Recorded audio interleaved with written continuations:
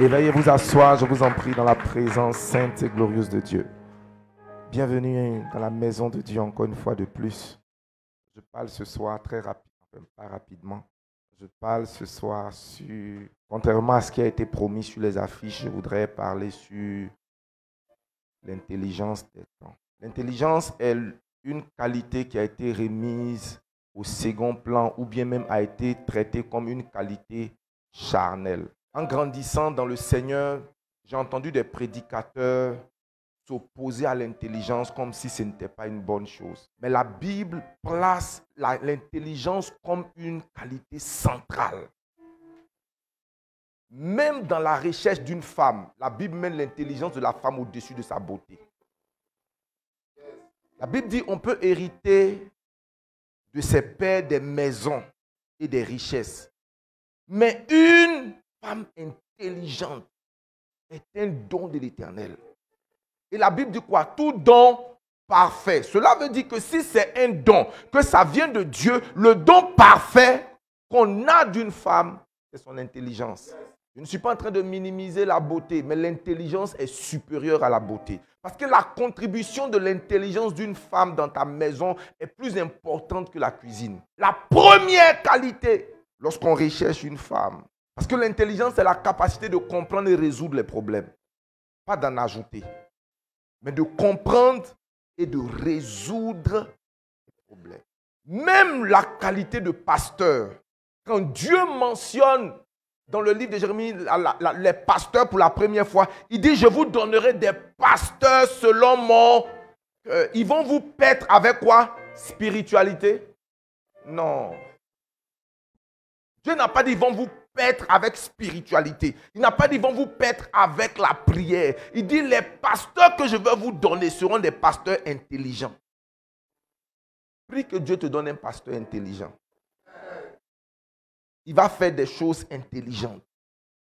Et la preuve de l'intelligence, c'est le fait que les problèmes soient résolus.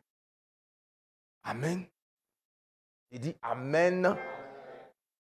Et vous pouvez taper, pour ceux qui sont des étudiants de la Bible, vous verrez que Dieu exalte l'intelligence. C'est une faculté qu'il est bon d'avoir, d'obtenir. L'intelligence de la vie, mais pour ce qui nous concerne ce soir, nous allons voir l'intelligence des temps. Psaume 119, le verset 130. Vous savez, la question de l'intelligence même est capitale, c'est de savoir, lorsqu'on a des enfants, est-ce que l'intelligence est innée? Est-ce que l'intelligence est une chose innée? C'est-à-dire, c'est une chose comme la respiration avec laquelle toute personne est dotée. À la vérité, l'intelligence peut être développée. Elle peut être enrichie. Le cerveau a une capacité illimitée. Si on l'entraîne, il peut devenir hyper intelligent. Quelqu'un a dit, l'entraînement bat le talent si le talent ne s'entraîne pas. Je reprends. Tu peux être talentueux, mais si tu ne t'entraînes pas, que quelqu'un qui est un vaurien commence à s'entraîner, il va devenir plus performant que toi qui es doué et qui a un talent. Donc il est important de rechercher les dons spirituels, de rechercher les mystères, mais il est aussi important de rechercher l'intelligence. Et dans le Nouveau Testament, le mot intelligence est remplacé par le mot science. La science de toute chose. Il dit ajoutez à votre foi la science, donc l'intelligence. Et j'ai expliqué que l'intelligence, c'est aussi la capacité d'anticiper. La capacité de faire comment? D'anticiper. L'intelligence, c'est la capacité de s'adapter aux gens et aux choses. Il y a des gens, quelles que soient les personnes, ils sont les mêmes, rigides. Ils ne sont pas intelligents. Être intelligent, c'est être à mesure de s'adapter, de comprendre et puis de s'adapter. Pour une saison, j'avais des difficultés avec un pasteur de qui dépendait mon élévation.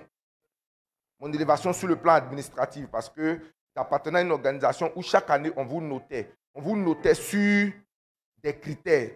Et si on doit t'affecter à un poste juteux ou à te recommander, on ne va pas t'appeler directement.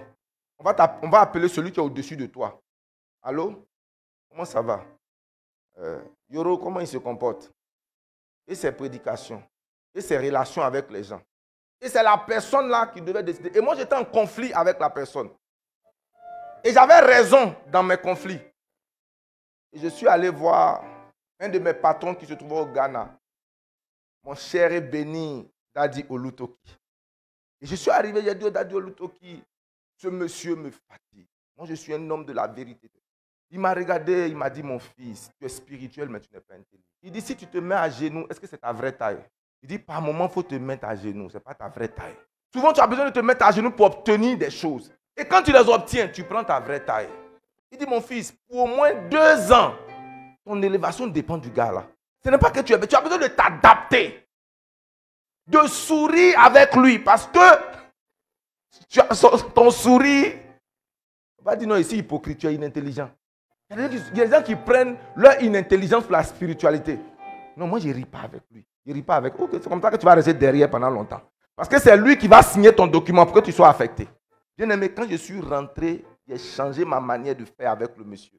Tu veux que je te dise quoi? Ma condition a changé. Non. C'est-à-dire que la réaction du monsieur avec moi a changé. Son comportement envers moi a changé. Et c'est lui-même qui maintenant commençait à me donner des...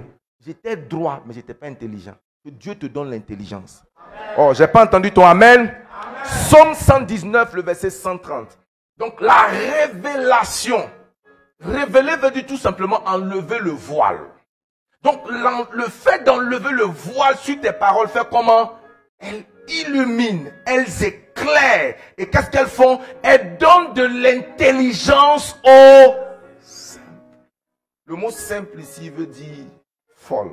Donc l'éclairage de la parole de Dieu, ce n'est pas simplement de te rendre spirituel, mais de te rendre intelligent. Il y a une dimension de la parole de Dieu. Lorsque tu es enseigné, le but n'est pas de t'emmener au ciel, mais d'acquérir de l'intelligence. Et le but de mon sermon cet après-midi, c'est que ton niveau d'intelligence, parce que je ne veux pas injurier ta personne et ta personnalité en disant que tu n'es pas intelligent. Je pense que tu as un certain niveau d'intelligence, mais Dieu va accroître ce niveau au nom de Jésus. L'intelligence est utile dans pratiquement tous les domaines de notre vie. Le but de ce sermon, c'est de t'aider à comprendre et à discerner les temps et les saisons afin d'agir selon la volonté de Dieu. Pour moi, la force du chrétien vient de son illumination. Ce qui était ici, éclairage. Paul priant pour les Éphésiens, il dit, je prie que le Seigneur illumine les yeux de votre cœur, afin que vous sachiez et que vous compreniez. Bien-aimé, un haut niveau de compréhension, c'est un haut niveau d'impact. Tu ne peux jamais avoir un impact qui soit inférieur à ton niveau de compréhension, enfin qui soit supérieur à ton niveau de compréhension. Psaume 102, verset 13 dit, tu te lèveras, tu auras pitié d'elle. Tu auras pitié de Sion. Pourquoi? Parce que le temps d'avoir pitié d'elle, le temps de l'élever, le temps d'avoir compassion d'elle est arrivé. Dans la Bible, Dieu agit selon des saisons précises. Ecclésiaste chapitre 3, verset 1. Il y a un temps, toutes choses sous les cieux. Ecclésiaste chapitre 3, verset 1. Il y a un temps pour toutes choses sous les cieux. Et la Bible dit un temps pour faire comment? Pour naître. Et un temps pour... Donc, le temps de naître, c'est le temps kairos. Le temps de mourir, c'est le temps kairos. Et entre naître et mourir, il s'écoule un temps chrono. C'est le temps de ta vie. Le temps chrono, il est le même pour tout le monde, mais on n'a pas les mêmes événements. Bien aimé, sur toute la Côte d'Ivoire, sur les 322 462 km², il est 17h51 et il est dimanche. Il est dimanche pour le sorcier, il est dimanche pour le musulman, il est dimanche pour le mystique. C'est le même temps. Tu sais ce qui est différent?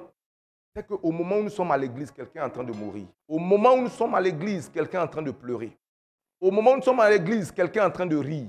Au moment où nous sommes à l'église, quelqu'un est en train d'avoir une réunion de famille. Cela veut dire que nous avons le même calendrier, le même chronos, mais nous n'avons pas le même kairos. Nous n'avons pas les mêmes expériences à chaque moment. Et quelqu'un quelque part au Burkina ou en France ou aux États-Unis, au même moment, est en train d'expérimenter quelque chose. Mais on n'est pas tous les mêmes événements. Donc il serait stupide pour toi et moi de croire que lorsque la Bible dit qu'il y a un temps pour naître, c'est comme si tous les hommes naissaient au même moment. Tous les hommes allaient s'endormir au même moment. Tous les hommes étaient en joie au même moment. Mais tu dois savoir que dans le temps général de tout le monde, tu as des temps spécifiques. Est-ce que quelqu'un sait de quoi il s'agit? Notre texte de base, c'est 1 Chronique chapitre 12, verset 32. Qui parle des fils d'Issachar, qui avaient un avantage sur toutes les autres tribus d'Israël. C'est que c'était des gens qui avaient l'intelligence des temps. Les fils d'Issachar avaient une qualité exceptionnelle. Je prie que Dieu impartit cette qualité en toi. J'entends pas ton amen. Si tu as l'intelligence des temps, ce n'est pas simplement la prophétie. Ici, il ne s'agit pas de prophétie. La prophétie peut nous permettre de prophétiser sur ma fille si c'est pour lui dire je vois dans 2 ans, je vois dans 3 ans. Mais même si tu n'as pas le don de prophétie, que tu as l'intelligence des saisons, tu peux prédire avec justesse dans quelle saison nous sommes et les choses à venir. Est-ce que quelqu'un est avec moi? Donc les fils d'Issachar avaient une qualité exceptionnelle, l'intelligence des temps, c'est-à-dire la capacité de discerner la volonté de Dieu à un moment donné et de guider le peuple d'Israël en conséquence. La question que j'aimerais vous poser, que j'aimerais te poser, bien-aimé, c'est est-ce que nous avons aujourd'hui cette intelligence des temps pour nos vies personnelles? Est-ce que nous avons cette intelligence pour nos familles? Est-ce que nous avons cette intelligence pour nos églises? Est-ce que nous avons cette intelligence pour nos nations? Je marque une pause et je veux dire une chose. En réalité, Jésus a pleuré 2 fois. Parce que dans le jardin de Gethsémani, il n'a pas pleuré, c'est plutôt sa sueur qui est devenue comme sang. Donc, il a atteint un niveau de fatigue extrême. Donc, la fatigue, ce n'est pas les pleurs. Jésus il a eu faim. Jésus a été en colère. Jésus a manifesté de la compassion. Mais à 2 reprises, sa douleur a atteint le maximum. Parce qu'on ne pleure pas inutilement, surtout quand on a atteint un certain âge que Jésus avait. Il avait 30 ans quand il s'est mis à pleurer. La première fois qu'il pleure, c'est au tombeau de Lazare. Et quand les Juifs le regardent et qu'ils le voient pleurer, certains concluent et déduisent que c'est à partir d'un amour profond pour Lazare que Jésus était en train de pleurer. Et ils disent, voyez combien il l'aime. Mais malheureusement, il est déjà mort. C'est vrai que quand nous perdons des êtres qui nous sont chers, le fait de savoir qu'on ne les reverra plus nous emmène à pleurer profondément. Et ils ont pensé que Jésus était dans cette douleur extrême. Je ne sais pas, bien aimé, si vous avez déjà perdu un être cher. Et la douleur, c'est de s'apprendre, de comprendre que vous ne verrez plus jamais cette personne. J'ai perdu particulièrement des gens dans ma vie que j'ai enterrés, pour lesquels j'ai pleuré. Pleuré profondément. Et la douleur était que ce n'était pas juste un au revoir. Il y a eu des moments où on s'est dit au revoir à la gare. Mais on savait qu'on pouvait se revoir, on savait qu'on pouvait s'appeler. Mais cette fois, cette personne-là était partie définitivement. Donc Jésus se met à pleurer et les gens donnent une interprétation à ses pleurs. Mais Jésus qui connaissait, la Bible dit que Jésus dit, il ne pleurait pas par douleur pour Lazare, puisqu'il avait la capacité de ressusciter Lazare. La Bible dit que le Seigneur s'est mis au fond en réalité à pleurer à cause de leur incrédulité. Parce qu'ils n'ont pas cru que Jésus était capable de ramener Lazare à la vie. L'une des plus grandes douleurs de Dieu, c'est lorsque nous doutons de sa capacité. L'une des choses qui apporte de la douleur, de la tristesse à Dieu, c'est lorsqu'on doute de sa parole, lorsqu'on doute de sa puissance. Et parmi tous ceux qui doutaient, quand Marie s'est retrouvée, elle dit, Seigneur, il sent déjà. Et Jésus va dire, Marie, ne t'ai-je pas dit que si tu crois, tu verras. Elle dit, oui, Seigneur, je crois, il ressuscitera le dernier jour. Voilà comment ta théologie peut annuler la puissance de Dieu. le Seigneur ne va pas pleurer sur toi. La deuxième fois où le Seigneur pleure est très important pour nous. Ouvrons nos Bibles dans Luc chapitre 19, versets 42 à 43. Je t'en supplie pour l'amour de Dieu. Sois attentif. Je vais essayer de couvrir le maximum de points jusqu'à ce que l'Esprit de Dieu nous arrête et que notre temps soit épuisé. Mais je t'en supplie, pour l'amour de Dieu, sois attentif et Dieu te fera énormément de bien. Luc chapitre 19 à partir du verset 42. Regardez, ici, le texte d'avant dit que Jésus s'est mis à pleurer. Et cette fois, ses pleurs étaient des pleurs d'amertume. Vous savez, ces pleurs-là, c'était comme des pleurs d'incapacité. Devant la tombe de Lazare, c'était les pleurs devant leur incrédulité. Mais ici, c'était les pleurs devant l'incapacité. J'aurais voulu tout faire pour vous sauver, mais malheureusement, je suis incapable. Et pourquoi? La raison est celle-ci. En parlant à Jérusalem, il dit, si toi aussi au moins, en ce jour qui t'est comment donné. Bien aimé, il y a des jours qui te sont donnés. Il y a des jours que Dieu a orchestrés qui sont des jours pour toi. Il dit, si tu connaissais les choses qui appartiennent. Il y a un temps, rappelle-toi, Ecclésiaste chapitre 3, qu'est-ce qu'on a dit? Il y a un temps pour toutes choses. Dis-moi un temps pour toutes choses. Donc le mot temps ici ne veut pas dire jour, ça peut dire année. Le temps peut dire année, peut dire semestre, peut dire mois, peut dire plusieurs choses. Ramenez, on peut revenir sur le texte de tout à l'heure. Merci, on peut acclamer le Seigneur pour le studio. Ramenez-moi mon texte de Luc chapitre 19, verset 42. Luc, ok. Regardez, je veux mettre en parallèle deux choses. Si toi aussi au moins, en ce jour, en tout jour dans ton esprit, si tu connaissais les qui appartiennent, donc le jour était lié aux choses de ta paix. C'était des choses, ce jour-là, Dieu avait mis à part pour des choses qui appartiennent. Il dit, mais maintenant, elles sont comment? Cachées à tes yeux. Pourquoi? Parce que le jour est passé. Et parce que tu n'as pas reconnu le jour, et que tu n'as pas pris des actions, tu n'as pas non seulement discerné et compris ce jour, voici ce qui va se passer. Première chose, ces choses sont cachées à tes yeux. Il y a des révélations, quand leur saison passe, tu vas beau prier, tu n'auras pas accès à elles. Est-ce que quelqu'un avec moi? Dis Amen bien. Moi. Verset 43. Il viendra sur toi, uniquement parce que tu n'as pas reconnu. Il dit, il viendra sur toi, pas un jour, mais des jours. Où tes ennemis t'environneront de tranchées. Deuxième chose, ils fermeront. Troisièmement, ils seront de toute part. Verset 44. Et qu'est-ce qu'ils feront? Tu ne seras pas détruit au nom de Jésus. J'entends pas ton amen.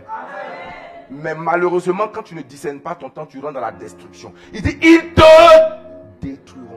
Toi et tes enfants, c'est-à-dire toi et ta génération, toi et ta progéniture, au milieu de toi. Et ils ne laisseront pas en toi pierre sur pierre. Et quelle est la raison? Parce que tu n'as pas connu comment? Le temps où tu as été visité. Que Dieu ouvre tes yeux afin de comprendre le temps où tu as été visité. Bien-aimés, nous devons faire toutes choses en respect du temps et des saisons. Rien sur terre ne peut défier la loi des temps et des saisons. Ecclésiaste chapitre 3, à partir du verset 11. Je peux expliquer quelque chose rapidement. J'essaie de mettre mon message dans une forme pour qu'il soit compréhensible pour tout le monde. Regardez, lisons ensemble. 1, 2, 3. Il fait toutes choses bonnes en son temps. La traduction française ici est mal faite. C'est comme si la chose était bonne au temps de Dieu. Ce n'est pas ce que le verset dit. La Bible dit ici, il fait toutes choses belles au temps de la chose. Quand une femme est enceinte et que la grossesse tombe au bout de 4 mois, est-ce qu'on peut commencer à acclamer? Répondez-moi. Mais elle était enceinte. C'est un bébé. Mais ce n'est pas le moment de sortir. Et quand le bébé sort sans que ça ne soit le moment, ça devient une raison de tristesse. Et donc on se met à pleurer. Quand à partir de 6 mois, une femme commence à avoir des contractions, on commence à craindre. Mais quand à partir de 9 mois, tu commences à avoir des contractions, la maison est contente. Ça annonce l'arrivée du bébé. Qu'est-ce qu'annonce les contractions? Donc, toute arrivée d'un bébé est précédée par une annonce, les contractions. Donc, Dieu fait toutes choses belles en quel moment?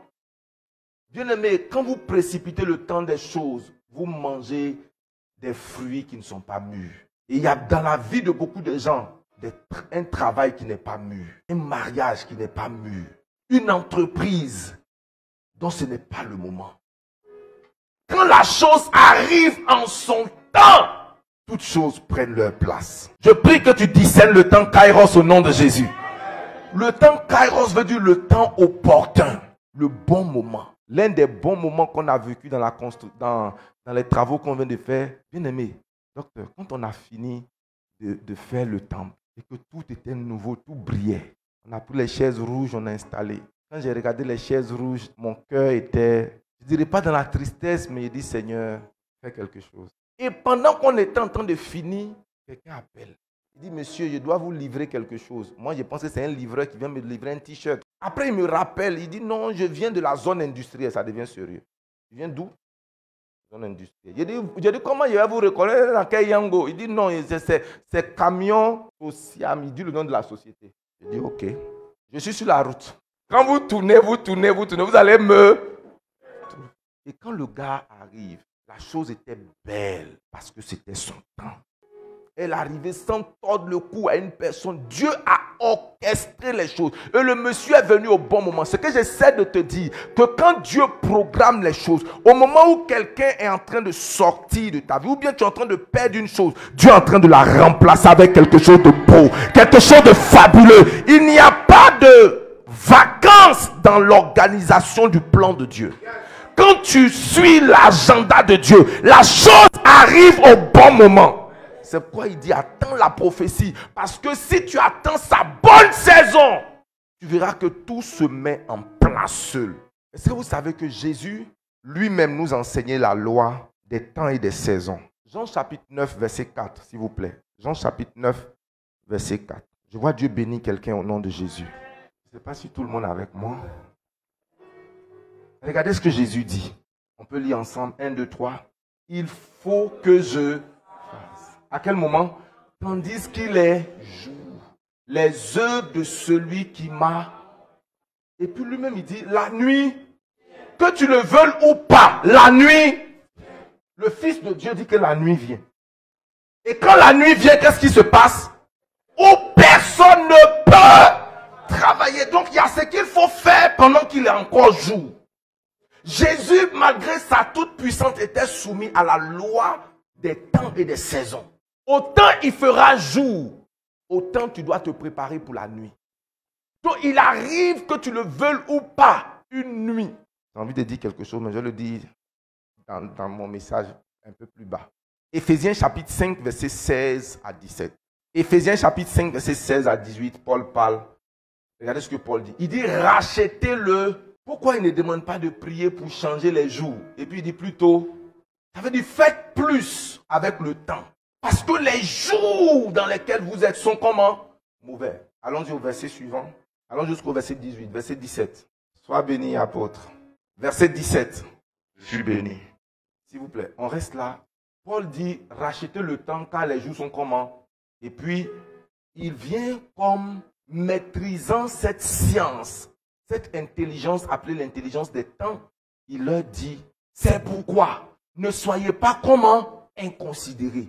Mais comprenez quelle est la volonté du Seigneur dans le temps dans lequel vous êtes. Verset 18. Ne vous enivrez pas de vin, c'est de la débauche. Soyez au contraire remplis de l'Esprit de Dieu. Je vois Dieu te donner le progrès. J'entends pas ton amen. J'ai dit, je vois le Seigneur t'apporter le progrès, le mouvement et la vitesse. J'ai dit, Dieu va te donner la vitesse. J'ai dit, Dieu va te donner la vitesse. Il y a une différence entre vitesse et progrès. Celui qui a pris l'avion et celui qui a pris la voiture, les deux progressent. Tu ne peux pas dire à celui qui est en voiture qu'il ne progresse pas. Même celui qui est en train de marcher là, il progresse. Parce qu'il n'est pas au même endroit. Le problème, c'est qu'il progresse. Mais la distance, enfin, l'allure à laquelle il évolue là, c'est ça qui est le problème. Il y a des gens qui volent dans la vie en avion. Prenons l'exemple de l'aigle, puisqu'il n'y avait pas d'avion. Il dit, ceux qui se confient en l'Éternel prennent leur envol comment? Et puis il descend. Il dit, il court, il marche. Il y a certains qui disent, mais tu vas voler au nom de Jésus. J'ai dit, tu vas t'envoler au nom de Jésus. Il y a un temps, maintenant j'essaie de t'expliquer quelque chose que je veux que tu comprennes. Il y a le temps des choses.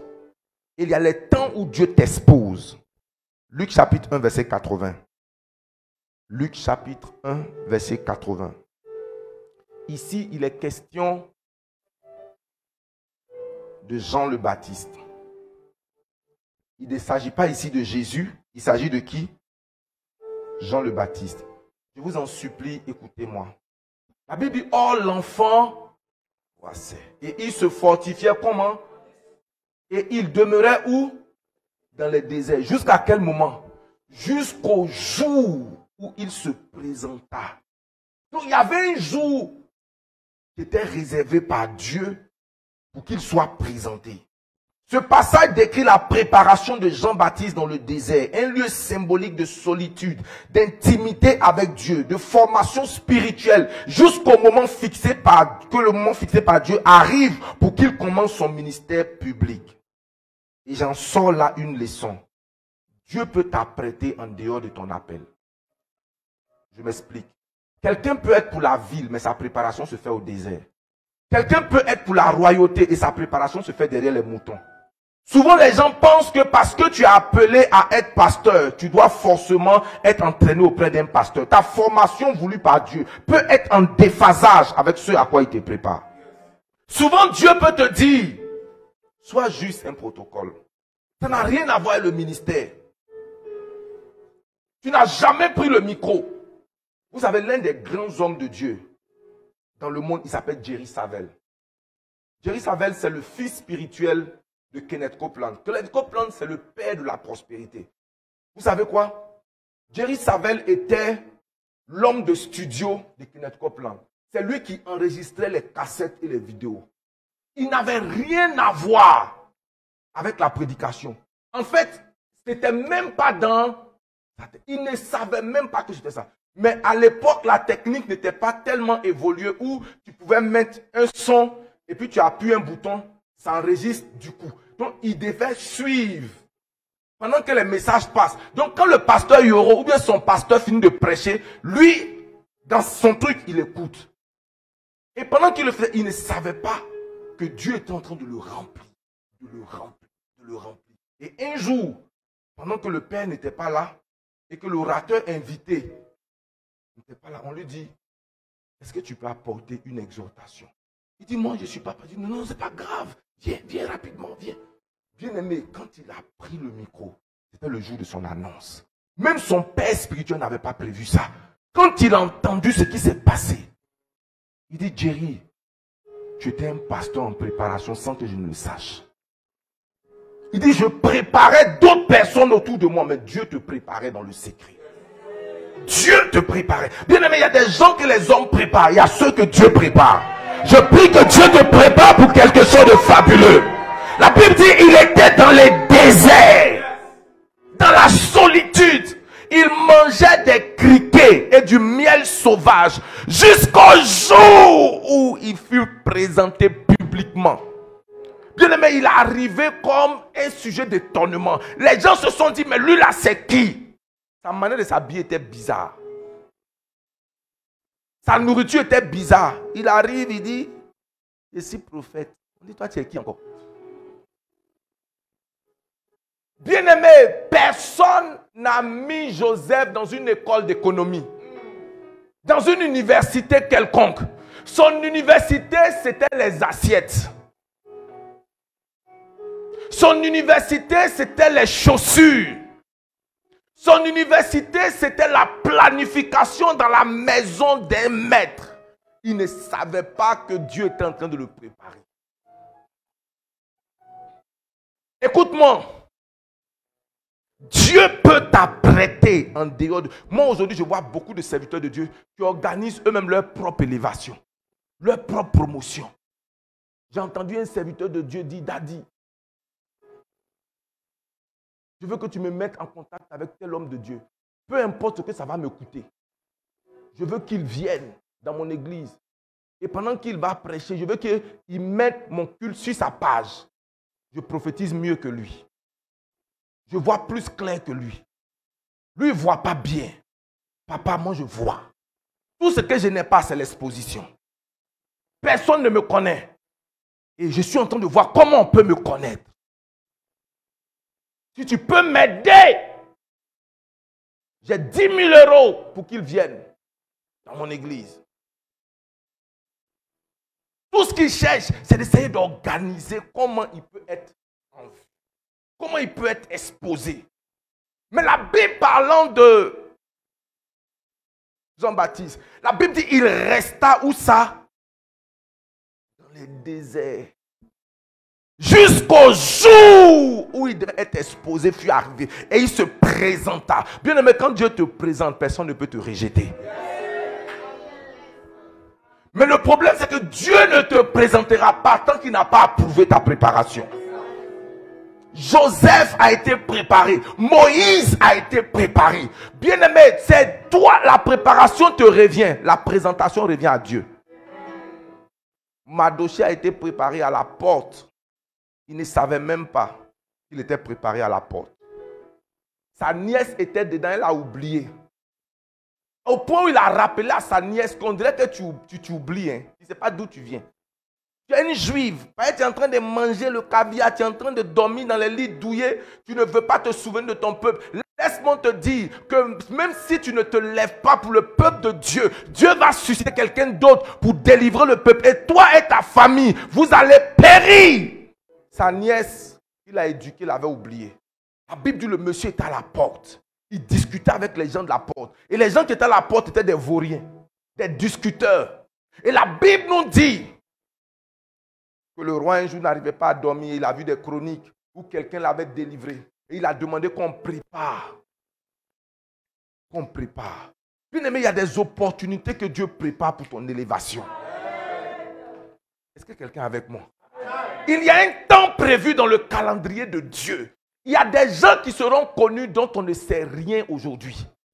Mais Dieu va les révéler en 2025. Des gens peut-être même qui n'ont pas où manger, qui n'ont pas où dormir, qui ne savent pas où être. Je connais un homme de Dieu qui a été une fois invité. En fait, l'histoire fait bizarre parce qu'elle ressemble à la mienne. On avait invité un grand orateur qui n'a pas pu se déplacer. Et il lui a dit, va me remplacer.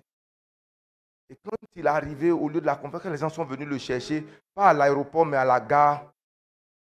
Il dit, pendant qu'ils étaient dans la voiture, le monsieur a appelé l'hôtel. Il dit, changez la chambre, mettez-le dans une chambre ventilée, là, mettez-le là. Il dit, devant moi, on n'a pas dit derrière moi. Il dit, il y a des choses même on fait derrière toi. Il dit, pendant qu'il était là, il dit, mon orateur n'est pas venu. Il y a un autre gars qui est là, donc changez. Quand il est arrivé, on l'a mis là-bas, il était quelque part, on l'a jeté quelque part là-bas. Et le protocole, même pas le pasteur, il dit, comme tu es venu de la part de l'homme de Dieu, là, on va te donner, logiquement c'était 1h30, mais on va te donner 25 minutes. Il faut rester dans le temps. Le gars a dit, il n'y a pas de problème de rester dans le temps. Je vais rester dans le temps. Je vous parle d'une histoire vraie. Pour l'annoncer même, on a fait passer tous les chants, tous les cantiques, toutes les annonces. Ça dit que les gens ils redoutaient de comment il va monter sur l'autel. Tellement c'était un zéro.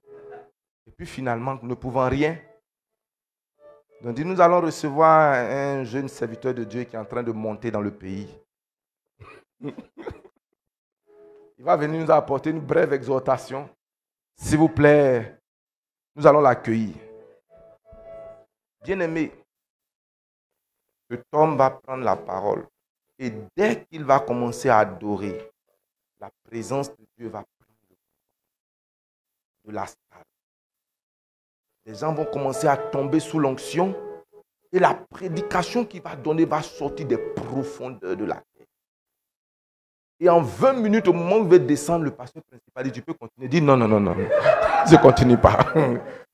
Il dit, il m'a dit 25 minutes, j'ai fait 20 minutes. Il est venu s'asseoir. Celui qui a pris la parole ne pouvait plus prêcher. Il dit, tenons-nous debout, adorons le Seigneur. Ils ont adoré le Seigneur. Ils ont adoré le Seigneur. Ils ont dit au gars, tu ne vas pas. Quand ils sont arrivés à l'hôtel, ils ont changé sa chambre. Il dit, c'est là où il a vu qu'il y avait ascenseur dans l'hôtel. Lui, il ne montait pas escalier. Mais il dit, c'est ce que les gens ont, la manifestation de ce que les gens ont vu là. Ça part de 4 ans d'intimité, de recherche avec Dieu. Il ne cherchait pas une opportunité pour prêcher. Il creusait sa profondeur avec Dieu.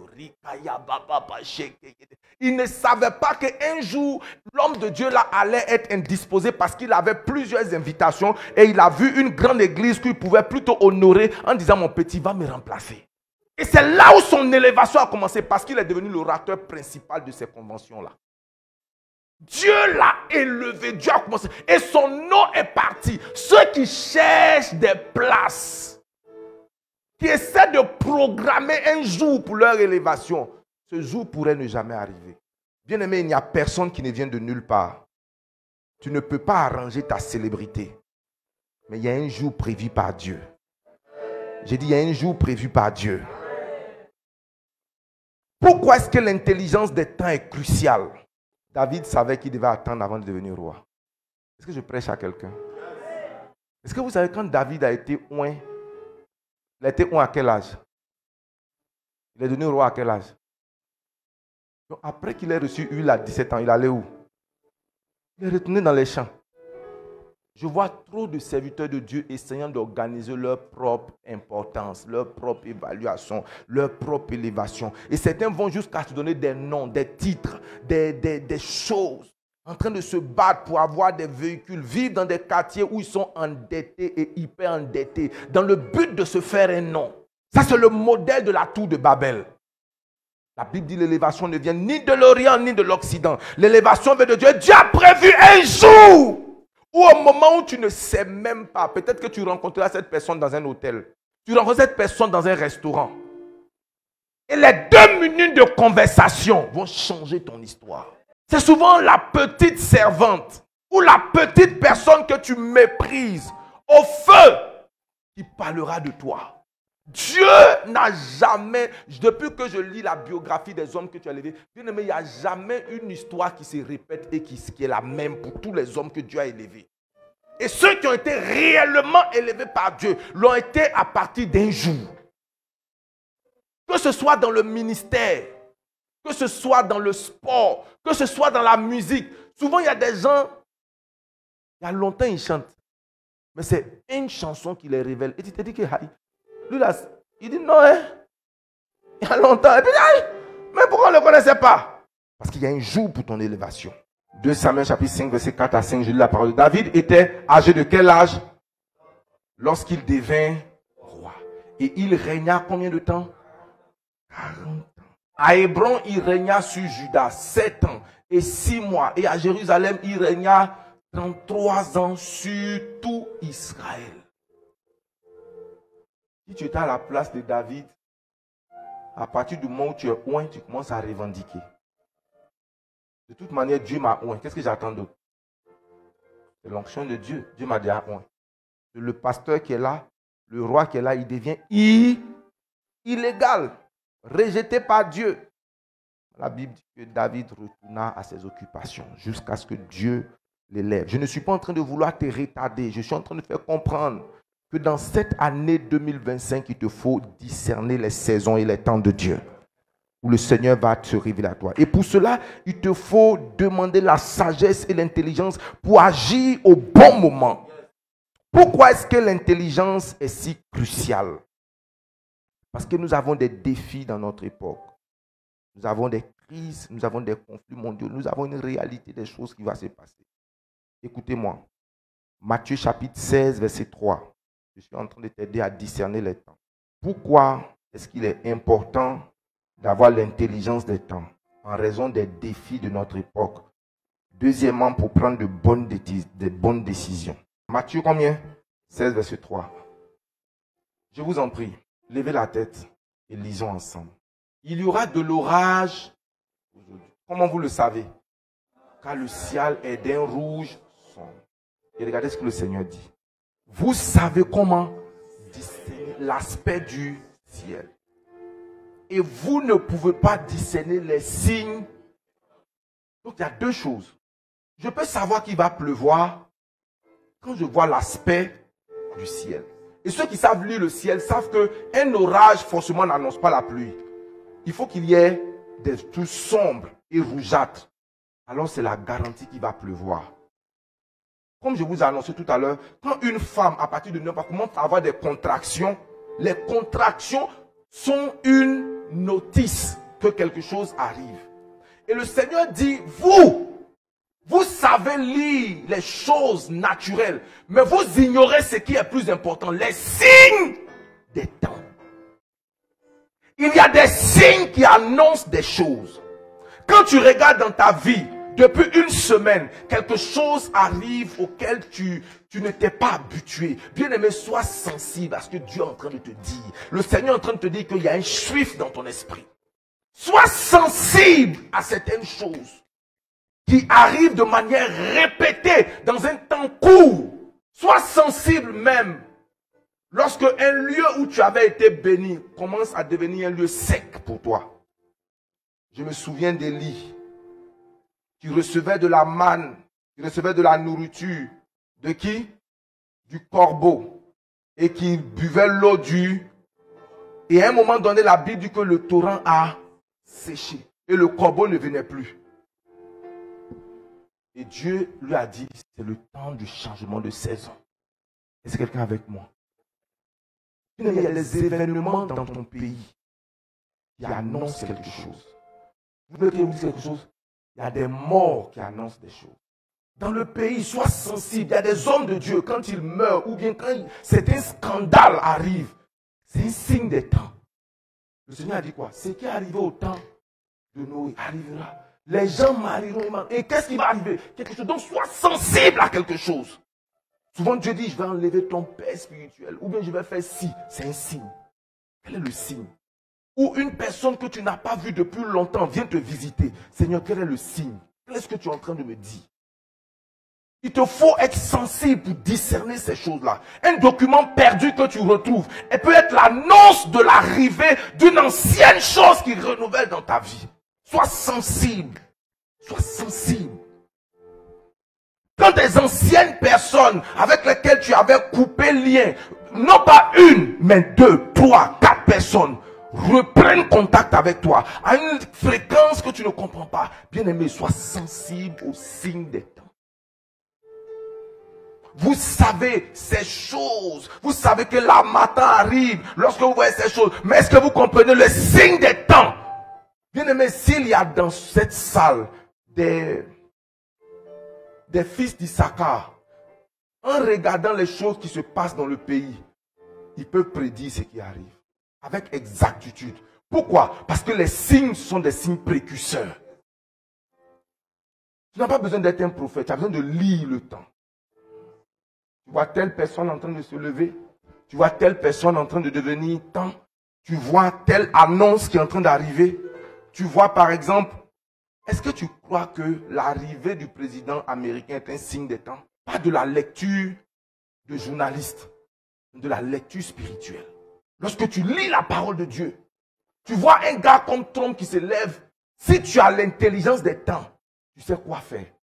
Lorsque tu as l'intelligence des temps, ça te permet de prioriser les bonnes choses. Troisièmement, ça te permet de saisir les opportunités divines. Quatrièmement, ça te permet d'éviter les erreurs fatales. Lorsque tu as l'intelligence des temps, ça te mène à éviter les erreurs. Mon père là m'avait dit, Yoro, le maximum que tu peux vivre avec ce monsieur, c'est 2 ans. Après 2 ans, il ne sera plus ton patron. J'étais impatient. J'avais l'impression que ça allait rester tout le temps. Quand tu connais l'intelligence des temps, tu sais qu'il y a des choses qui ne restent pas éternellement. Ça va passer. Dis amen bien. Lorsque tu as l'intelligence des temps, ça va t'amener à préparer l'avenir. Il n'avait pas encore plu lorsque Dieu a parlé à un homme, Noé. Il a dit à Noé, bâtis-moi un grand bateau. Donc, l'intelligence que Dieu a donnée à Noé, c'est de se préparer avant que le déluge n'arrive. J'aimerais vous poser une question. Qu'est-ce qui se serait passé si Noé ne s'était pas préparé? Est-ce que le déluge allait être repoussé parce qu'il n'était pas prêt? Non. Répondez-moi. Est-ce que Dieu allait dire, bon, Noé, comme tu n'es pas prêt, je vais repousser un peu le déluge jusqu'à ce que tu t'apprêtes? Il y a des choses qui ne nous attendent pas. Quand leur temps arrive, le déluge arrive. Et quand tu n'es pas préparé, ça t'emporte. Les choses ne t'emporteront pas. Reçois l'intelligence des temps. Reçois l'intelligence des saisons. Pourquoi ton amen n'est pas né de nouveau? Mon fils, il arrive une grande crise économique et il faut des gens intelligents pour anticiper sur des choses. Pour dire il y a quelque chose qui arrive. Même les aveugles savent qu'il y a un changement qui arrive dans les 10 prochains mois. Et il dit, les fils d'Issachar qui ont l'intelligence des temps de Dieu pour montrer du moins à Israël ce qu'il doit faire. Comment acquérir l'intelligence divine? Comment acquérir l'intelligence des temps? Je vais te rappeler rapidement que premièrement, tu as besoin de l'intelligence des temps à cause des défis de ton époque, à cause des défis, des challenges de ta vie. Deuxièmement, afin de t'aider à prendre de bonnes décisions. Troisièmement, ça va t'aider à prioriser les bonnes choses au détriment de celles qui ne sont pas importantes. Quatrièmement, ça va t'aider à saisir les opportunités divines. Cinquièmement, à éviter les erreurs. Et sixièmement, à préparer l'avenir. La Bible dit en Proverbe chapitre 6, le verset 6 à 8, il dit la fourmi prévoit et travaille pour l'avenir. On peut mettre ça, Proverbe chapitre 6, verset 6 à 8. Non, laissez ça pour votre maison, vous allez lire ça à la maison. Les prophètes de la Bible avertissaient Israël des jugements à venir pour l'emmener à se repentir. Bien aimé, souvent tu as besoin de cette repentance afin de te prévenir des mauvais jours. Comment donc acquérir la sagesse divine? Premièrement, l'intelligence des temps. Il faut chercher la sagesse de Dieu, qui vient de Dieu. Proverbe chapitre 2, verset 6. Proverbe chapitre 2, verset 6. Proverbe 2, verset 6. Car l'Éternel donne la sagesse. Et de sa bouche sort comment? Connaissance. Ce livre appelé la Bible, ce n'est pas un livre religieux. Si tu l'étudies, tu vas obtenir l'intelligence. Le grand prophète William Marion Branham a prophétié ici les 70 semaines de Daniel. Ce n'est pas Dieu qui lui a révélé.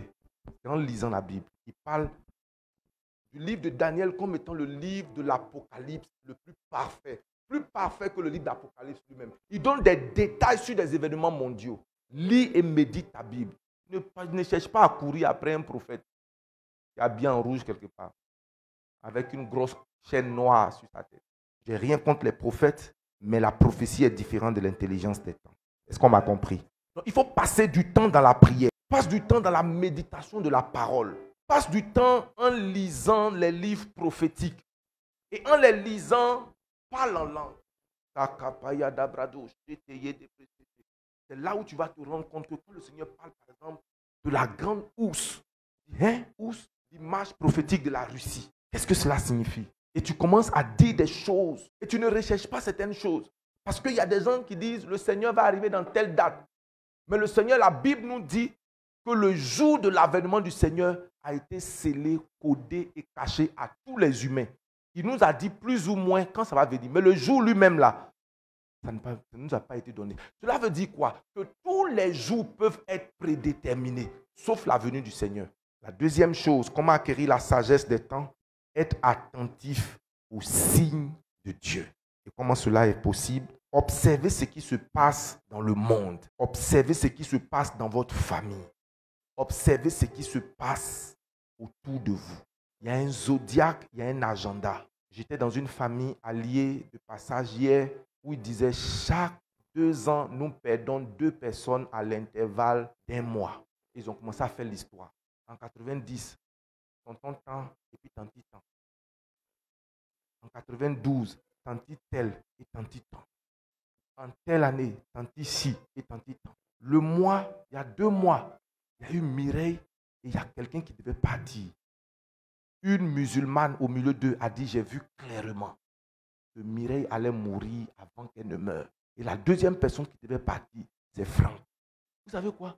Quand tu lis les signes des temps, ce n'est pas pour les observer. C'est pour savoir ce qu'il faut faire. Qu'est-ce qu'il faut faire?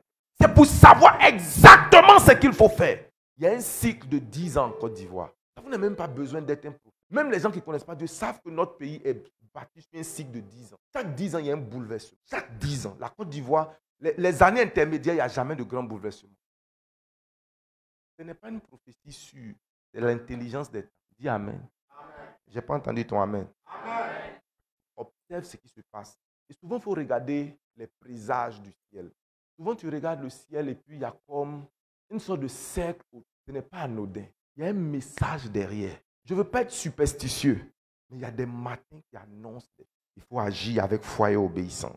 Une fois le temps discerné, il faut agir rapidement et avec foi. Qu'est-ce que j'ai dit?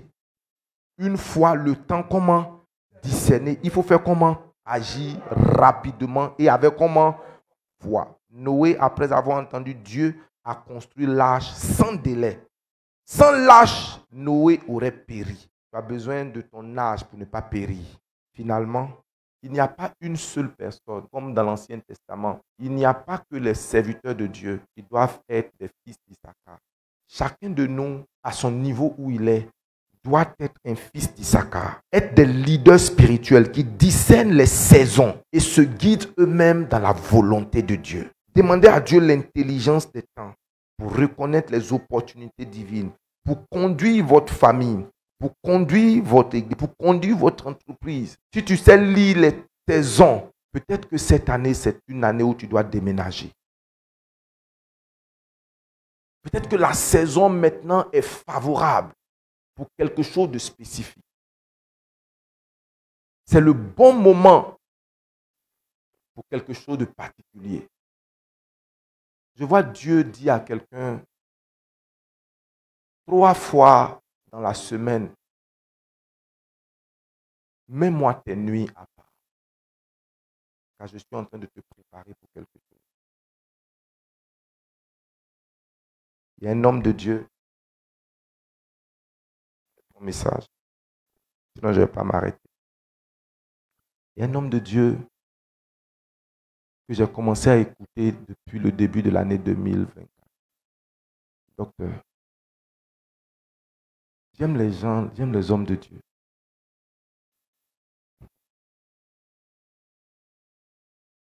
Mais je n'ai jamais vu un homme prêcher avec autant de profondeur. Ces messages ne sont pas superficiels. Ce n'est pas une affaire de voyage. Ce n'est pas une affaire de grandeur du ministère. Le gars t'emmène à profondeur. Et chaque fois que je vois Dieu démarquer une personne, j'aime aller dans son histoire. Et j'étais surpris de savoir qu'avant que Dieu le présente au monde, Dieu lui a dit de jeûner pendant 5 ans. Personne ne savait qu'il allait devenir ce qu'il est devenu. Et pendant 5 ans, il jeûnait, il creusait dans la parole de Dieu. Il jeûnait, il creusait. Quelqu'un va me dire, est-ce qu'il a jeûné sec? Non, il n'a pas jeûné sec. Il y a eu des moments où il mangeait les soirs. Il y a eu des moments, c'est-à-dire il a multiplié les temps. Lui-même, il ne savait pas ce qui allait se passer dans sa vie. Vous savez quoi? Il était avec son père spirituel, l'apôtre Aromé. Et un jour, l'apôtre Aromé, dans un excès de colère, l'a mis de côté. Mais aujourd'hui, c'est l'un des prédicateurs les plus cherchés et les plus recherchés. Il n'a pas compétit pour chercher à être ami ou à chercher une plateforme. Je considère ces 5 années, peut-être que pour toi, ça ne sera pas 5 ans. Peut-être que pour toi, ça ne sera pas la même préparation. Parce que souvent, ce qui nous amène à nous perdre, c'est de se dire, oh, David de Pau a jeûné pendant 21 jours. Moi aussi, j'ai jeûné pendant 21 jours. Benny Hinn a prié toute la nuit. Moi aussi, j'ai prié toute la nuit. Ta vie est différente. Mais s'il y a une chose dont tu ne peux pas t'exclure, dont tu ne peux pas t'épargner, c'est la préparation avant la manifestation. Que Dieu bénisse les coups de sa parole.